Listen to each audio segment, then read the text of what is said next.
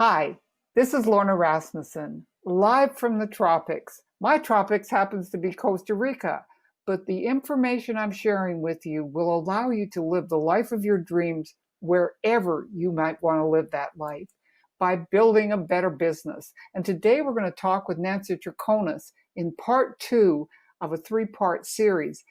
In part one, Nancy shared with us how she was able to work less, earn more, and do her business with ease and grace.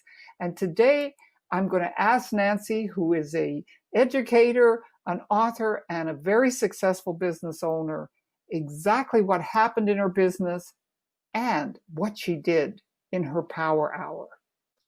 What I'm curious about is what you saw as a result of doing this, because we've heard, it sounds wonderful. You spend all this time to yourself and you do these things you love, but what happened in your business as a result?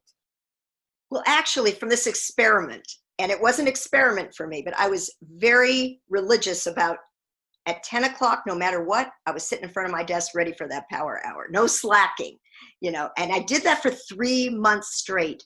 And I literally doubled my income in 3 months and bought back my time.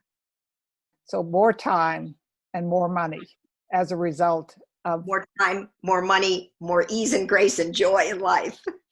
Have you got some other suggestions to people? Maybe give people a sense of what you did during your power hour that would that how you assumed or how you assessed what would be the right thing to do in Mm-hmm. that power hour? Well, first off, I made a list of all the 20% activities, and I had to educate myself because some 80% activity could feel like a 20% activity, but it really isn't. For example, going to your business briefing, now on Zoom, of course, but going to your business briefing, it sounds like a 20% activity, but unless you have a guest, it's really an 80% activity, but you still have to do it, right? So those are some of the things I started to clarify. What is a 20% activity? So the 20% activities really for me just come down to following up with people that are in play, or putting new people in, or getting out the cards of the person I met and making an introduction, or that only, but doing that consistently for an hour without any interruptions. Sometimes I take a 5-minute break, stand up, and then go back and do a second hour. And I started doing kind of the more, maybe they're 20%, but they're a little bit not 100%, 20%. And then I would do those maybe in the second hour after, because you don't really need more than 2 hours to do all of that. If you're a busy person or you're part-time in the business, you don't need more than 2 hours. It's just, what are you doing in those 2 hours? So only the things that create income in my business is the bottom line. Those were the 20% activities. But I'll share something very transparent. What happened after the 90 days? I kind of went, oh, wow, wasn't this amazing? And I did this, and the experiment was over, right? But I really wanted to just keep doing that for the rest of my life. What happened was I slacked off. I didn't do it as disciplined as I did the first 90 days, and it made a difference. So I've worked at writing desire statements, getting back my power hour, and things in life come up. My mother was very ill. I took care of her for 4 years, couldn't really work my business. Grateful for residual income and override income, but life took its toll, and that's what I wanted to do. I was grateful to be able to take care of my mom.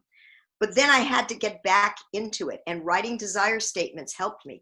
I have used these desire statements, well, not only to find a husband and some of those other things in life, a renter, I help people with jobs and so on, but I would be like the last day of an incentive, and I needed maybe like 5 more sales, and it seemed impossible. And I was starting to get nervous. I was starting to have the pit in my stomach and all those little signs that come up when stress is there and not the ease. And I have to remind myself, you can do this with ease and grace.